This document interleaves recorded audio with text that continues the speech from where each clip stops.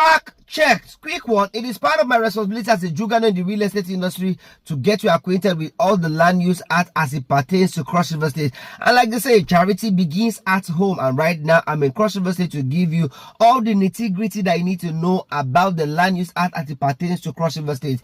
Please note that the Land Use Act of 1978 governs the land use in Cross River State and invests all land in the state to the governor that has the power to allocate this land in urban area, while the local government also have the right to allocate this land in rural areas. Now, the act primarily aims to control land acquisition for government projects and also rationalize the informal land use system tenure that leads to disputes in the state. Now, there are key provisions of this Land Use Act as it applies in Cross River State. The first is vesting of land. All land in Cross River State are vested in the governor and he holds it in trust for his people. Now, the governor's power. The governor has the right to grant statutory right of occupancy, which is the right to occupy and use a land for a specific time. Now, their management of this land, the governor directly manages the land in urban area, while the local government has the right to manage the land in the rural area of the state. Now, the purpose of this act is to stabilize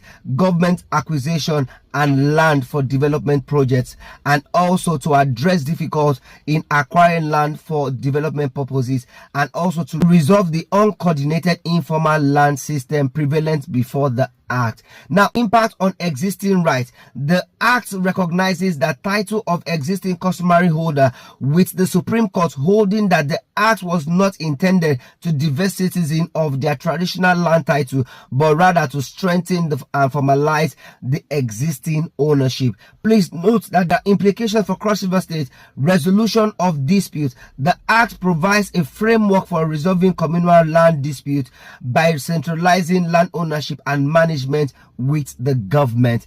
It also, focus on livelihood and sustainability. Study indicates that despite its intention, the Land Use Act implementation can lead to issues like land grabbing, which negatively impacts the livelihood and sustainability of rural dwellers. Now, land allocation. Individuals and organizations can apply to the governor or local government for the right to use the land for residential or agricultural, commercial or other purposes. Now, also note that there are fees and terms. Rights of occupancy are granted with terms, condition and rental that the governor may set. These are all the things you need to know about the Land Use Act as it pertains to Cross River State.